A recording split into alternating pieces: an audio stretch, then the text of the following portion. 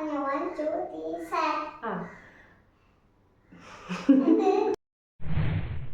Hi dears, this is Aditya from Vastra culture. നമ്മൾ ഇന്ന് പുതിയതായിട്ട് ഡിസ്പാച്ച് ചെയ്യാൻ പോകുന്ന ഒരു ഹാൻഡ് വർക്ക് കുർത്തിയുടെ ഡീറ്റെയിൽസ് ആണ് കാണാൻ പോകുന്നത്. ഇതാണ് ആ ഒരു കുർത്തി.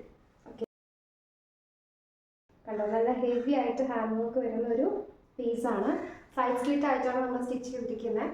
മെറ്റീരിയൽ വന്നിട്ടൊരു ജൂട്ട് സിൽക്ക് ആണ് ഫാബ്രിക് വരുന്നത്. നല്ല കട്ടിയുള്ള മെറ്റീരിയലാണ്.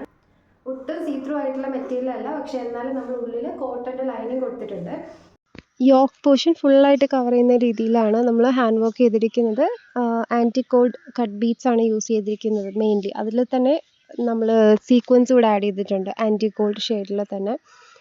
ആദ്യം ഇതേപോലെ വർക്ക് ചെയ്തതിന് ശേഷമാണ് സ്റ്റിച്ച് ചെയ്യുന്നത് കേട്ടോ. എന്നോട് കുറേ പേര് ചോദിക്കുന്നുണ്ട് സ്റ്റിച്ചിങ് കഴിഞ്ഞിട്ടാണോ വർക്ക് ചെയ്യുന്നതെന്ന്. സ്റ്റിച്ചിങ് കഴിഞ്ഞിട്ട് വർക്ക് ചെയ്യാം, പക്ഷെ നമുക്ക് നോർമൽ നീഡിലൊക്കെ ചെയ്യേണ്ടി വരും. ആരിക്കോട്ടിലിടാനും അതുപോലെ റിങ്ങിലൊക്കെ ഇടാനായിട്ട് സ്റ്റിച്ച് ചെയ്തതിന് ശേഷം ബുദ്ധിമുട്ടായിരിക്കും. ഓക്കെ, അപ്പോൾ ആദ്യം വർക്ക് ചെയ്തതിന് ശേഷമാണ് സ്റ്റിച്ച് ചെയ്യുന്നത്. അപ്പോൾ ഇതെൻ്റെ ഡിയറസ്റ്റ് ഫ്രണ്ട് അക്ഷയ്ക്ക് വേണ്ടി ഞാൻ വർക്ക് ചെയ്ത ഒരു ഡ്രസ്സാണ്. അവൾ ഫൈനൽ ലുക്ക് കണ്ടപ്പോൾ ഹാപ്പി ആയിരുന്നു. അപ്പോൾ പ്രോഡക്റ്റിൻ്റെ പ്രൈസ് വന്നിട്ട് 1200 ആണ്.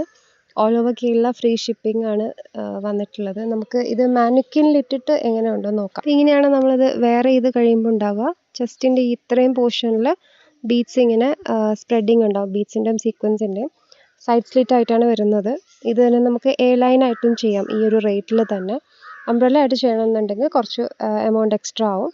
ഓക്കെ, 3/4 സ്ലീവ് ആണ് വരുന്നത്. പിന്നെ അവൾ ഫൈനലി എന്നോടൊരു കാര്യം പറഞ്ഞിട്ടുണ്ടായിരുന്നു. ആദ്യമേ എനിക്ക് ഓർഡർ തരുമ്പോഴേ ഈ ഒരു കാര്യം പറഞ്ഞിട്ടുണ്ടായിരുന്നു, പക്ഷേ ഞാൻ സ്റ്റിച്ച് ചെയ്യുന്ന സമയത്ത് അത് മറന്നുപോയി. അതായത് നമ്മുടെ ഈ ഒരു സ്ലിറ്റ് സ്റ്റാർട്ട് ചെയ്യുന്ന അവിടെ 2 ഇങ്ങനെ നോട്ട് പോലെ വെക്കണമെന്ന് പറഞ്ഞിട്ടുണ്ടായിരുന്നു, പക്ഷേ ഞാനത് വിട്ടുപോയി. അങ്ങനെ എനിക്കിത് കൊടുക്കാനായിട്ട് എല്ലാം പാക്കൊക്കെ ചെയ്ത് വെച്ചതിന് ശേഷം ഞാനത് ഓർത്തത്. അങ്ങനെ വീണ്ടും ഫോൾഡൊക്കെ ചെയ്ത് വെച്ചത് തിരിച്ചെടുത്തിട്ട് വീണ്ടും ഞാനത് റെഡിയാക്കി. അപ്പോൾ അതിലേക്ക് നമ്മൾ ഹാങ്ങിങ്സ് ഒക്കെ കൊടുത്തിട്ടുണ്ടായിരുന്നു. അതൊക്കെ നമ്മൾ ഹാൻഡ് മെയ്ഡ് ആയിട്ട് തന്നെ ആണ് ചെയ്തത്. കാരണം റെഡിമെയ്ഡ് ഹാങ്ങിങ് ഒന്നും എൻ്റെ കയ്യിൽ അപ്പോൾ ഇരിപ്പില്ലായിരുന്നു. അപ്പോൾ പെട്ടെന്ന് അവൾ പറഞ്ഞതുപോലെ ചെയ്ത് കൊടുക്കാനായിട്ട് പറ്റി. ഓക്കെ, അപ്പോൾ പ്രോഡക്റ്റ് ഇഷ്ടമായിട്ടുണ്ടെങ്കിൽ പർച്ചേസ് ചെയ്യണമെന്ന് താല്പര്യമുണ്ടെങ്കിൽ വീഡിയോയിൽ ഞാൻ ഫസ്റ്റ് മുതൽ ലാസ്റ്റ് വരെ ഒരു നമ്പർ കാണിക്കുന്നുണ്ട്. ആ നമ്പറിലേക്ക് ജസ്റ്റ് ഒരു സ്ക്രീൻഷോട്ട് എടുത്തിട്ട് സെൻഡ് ചെയ്താൽ മതി. നമുക്ക് ഈ ഒരു പ്രോഡക്റ്റ് തന്നെ നമുക്ക് ഏത് കളറിൽ വേണമെങ്കിലും കസ്റ്റമൈസ് ചെയ്യാൻ പറ്റും. സെയിം മെറ്റീരിയൽ തന്നെ നമുക്ക് കുറേ കളേഴ്സ് അവൈലബിൾ ആണ്. അപ്പോൾ കളർ കസ്റ്റമൈസേഷനൊക്കെ പോസിബിളാണ്. So thank U.